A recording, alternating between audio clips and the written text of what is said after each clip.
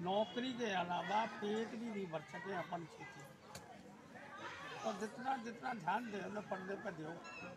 और हमारे स्कूल में अच्छी व्यवस्था ही, वो अच्छी करते क्या है, कुछ उल्टी और पड़ गई। इंग्लिश मीडियम तो बहुत अच्छा किया, लेकिन क्या है अब हिंदी मीडियम तो प्ले शुरू कोशिश करेंगे। देखो तो प्रिंसिपल साहब ने किया तो अच्छा था, लेकिन उल्टा हो गया।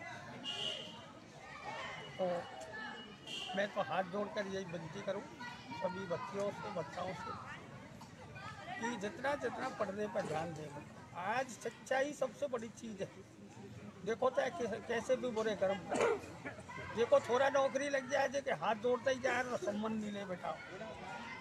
हाँ, तो आज जितनी कागज पढ़ाई में है वो कुछ में नहीं है, क्यों अपन के खेती में तो पीछे गई। और मेरा तुम सभी से निवेदन है, पढ़ने पर ध्यान दे बेटा ज़्यादा।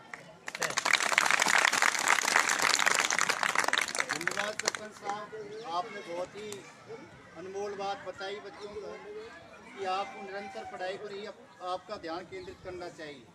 जो आपका मुख्य कर्म है पढ़ाई, अगर आप निश्चित रूप से मन लगा करके अध्ययन करते हैं तो निश्चित रूप से आप आगे भी सम्मान के हकदार होंगे। इसलिए अब थोड़ा बहुत कष्ट पालो, ये कष्ट नहीं है, ये आनंद की अनुभूति होगी। जब आपका रिजल्ट आता है तो उसमें कन्वर्ट हो जाती है। धन्यवाद सरपंच साहब। अब मैं हमारे प्रिंसिपल साहब से अनुरोध करूंगा कि आप भी हमारे बच्चों को आपके अनमोल वचनों से आग्रहित करें, अनुग्रहित करें। प्रिंसिपल साहब।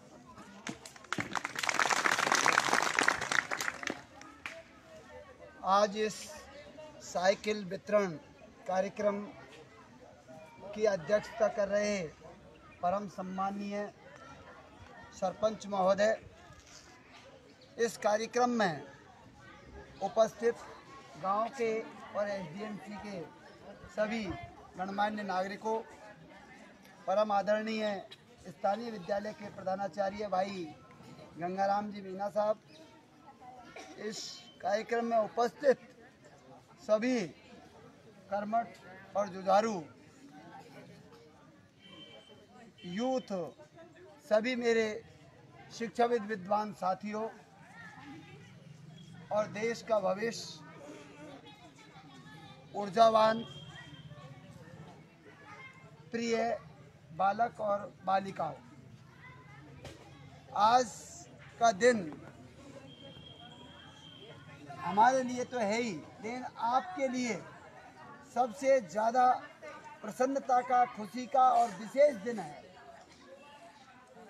कि राज्य सरकार की योजना के अनुसार बालिकाओं को जो साइकिल दी जाती थी वो कोरोना की वजह से पिछली बार नहीं दी गई, और इस साल भी लगभग ये उम्मीद लगाए बैठे थे कि क्या पता इस साल भी मिले या नहीं मिले। लेकिन वह शुभ घड़ी जिसका आपको बहुत लंबे समय से इंतजार है था, अब भी मैंने देखा कुछ बालिका की सब स्कूटी भी मिलेगी या नहीं मिलेगी, तो ऐसी कोई बात नहीं है। तो दोनों सत्र की साइकिलें आज आपको हमारे स्थानीय ग्राम पंचायत के जनप्रतिनिधि महोदय, प्रधानाचार्य एवं स्टाफ बंधुओं के द्वारा वितरण की जाएगी। तो ये दिन आपके लिए बहुत ही उत्सुकता का दिन है। दूर दराज से आने वाली जो बालिकाएं हैं, उन बालिकाओं के लिए ये साइकिल बहुत ही महत्वपूर्ण साबित होंगी, क्योंकि दूर दराज से आने जाने में परेशानी तो होती ही है। अब आप निश्चित रूप से यदि 5 मिनट या 2 मिनट लेट हो जाती थी, तो अब इस साइकिल के द्वारा आप पूरी कोशिश करेंगी टाइम पर आने के लिए।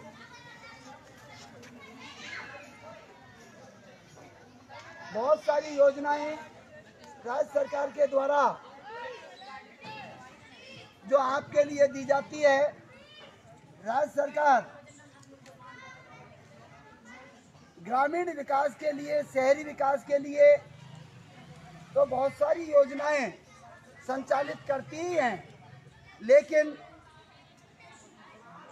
हमारे प्रदेश की बच्चियों को, देश की बच्चियों को आगे बढ़ाने के लिए और उत्साहित करने के लिए और शिक्षा की ओर ज़्यादा से ज़्यादा अग्रसर करने के लिए बहुत सारी जो योजनाएं आपके जब जन्म लेती हो जब से और जब तक आपकी पढ़ाई पूरी हो जाती है तब तक ढेर सारी योजनाएं राज्य सरकार के द्वारा और केंद्र सरकार के द्वारा आपको जो लागू कर रखी है उनका लाभ आपको प्रतिवर्ष मिलता है। निःशुल्क पाठ्य पुस्तक, छात्रवृत्ति, स्कूटी और इसी के साथ ही जो जनश्री और राजश्री योजना और सुकन्या योजना, बहुत सारी ढेर सारी योजनाएं हैं जिनका लाभ आपको मिलता है।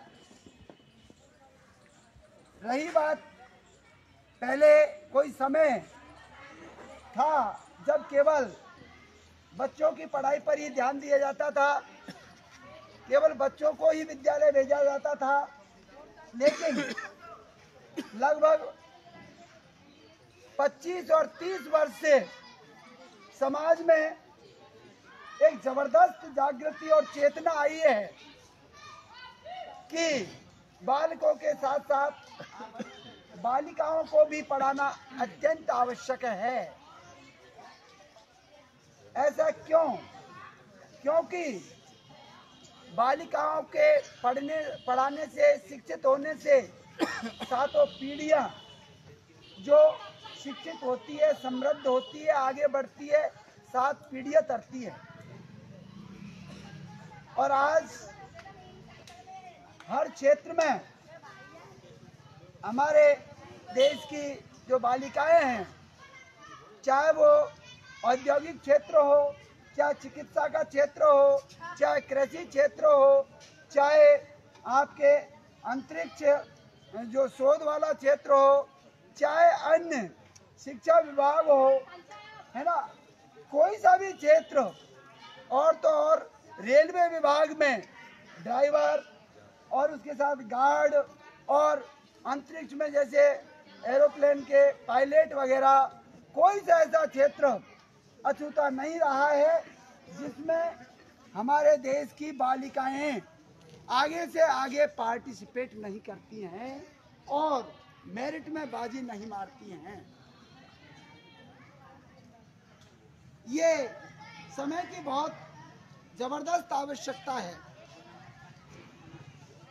और जब इस प्रकार की चेतना और जागृति पैदा हुई तो चाहे वह गरीब घर का है, चाहे घर में खाने के लिए दाने नहीं है, लेकिन वह अपने बालक और बालिका को निश्चित रूप से पाठशाला भेजता है, विद्यालय भेजता है। क्यों? क्योंकि बहुत पहले बाबा भीमराव अंबेडकर ने कहा था, दलित और शोषित और पीड़ित समाज के लिए, कि शिक्षा ही वह शेरनी का दूध है जिसे पीकर के आदमी शेर की तरह दहाड़ता है। चाहे हजारों, करोड़ों, लाखों की संख्या क्यों न हो, सबसे बड़ी यदि ताकत है तो वो कलम की ताकत है, शिक्षा की ताकत है, जिसके द्वारा समाज का, परिवार का, देश का पूरी तरह से आमूल चूल परिवर्तन होता है, विकास होता है। समाज, परिवार, देश और राष्ट्र समृद्धि की ओर बढ़ता है, विकास की ओर बढ़ता है और उसका एकमात्र जो साधन है, माध्यम है, वह शिक्षा ही है। बहुत खुशी की बात है, बहुत अच्छी बात है कि हमारे प्रत्येक समाज की ज़्यादा से ज़्यादा बालिकाएं हम देखते हैं, चाहे सर्दी हो, चाहे गर्मी हो, चाहे वर्षा हो, सबका सामना करते हुए और विद्यालय में पढ़ने के लिए आती हैं। और पूरा घर का काम करने के बावजूद भी मैं देखता हूं कि बालिकाएं घर पर सबसे ज़्यादा पढ़ती हैं। बालक तो फिर भी इधर उधर गलियों में, खेतों में और गांव में भग जाएंगे, दौड़ते रहेंगे, लेकिन बालिकाएं बेचारी यहाँ पर भी शांतिपूर्वक पढ़ती हैं और घर का पूरा कार्य करती हैं, माँ का सहयोग करती हैं और उसके बाद में भी पढ़ती हैं। इसलिए ये आपको भी सोचना चाहिए कि माँ बाप कितनी मेहनत और परेशानी, चाहे खुद वो घर में खेत में काम कर लेंगे लेकिन आपको पढ़ने के लिए अवश्य दे देंगे। 400-500 रुपये का मजदूर का जो खर्चा है खुद वहन कर लेंगे, लेकिन आपको भेजते हैं।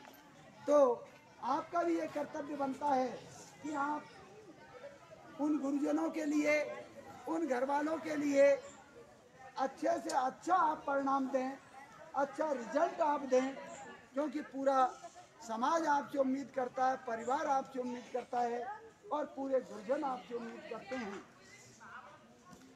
ये नहीं कि केवल हम सरकारी योजना का फायदा उठाने के लिए ही विद्यालय आते हैं, ये नहीं होना चाहिए। ज़्यादा से ज़्यादा जो आपको नियमित रूप से विद्यालय आना चाहिए, ये नहीं कि पुस्तक ले ली और घर बैठ गए, साइकिल ले गए और उसके बाद में 10-15 दिन तक स्कूल ही नहीं आए। ऐसा नहीं होना चाहिए। ये योजनाएं आपके लिए है, आपके फायदे के लिए है, लेकिन इसके साथ ही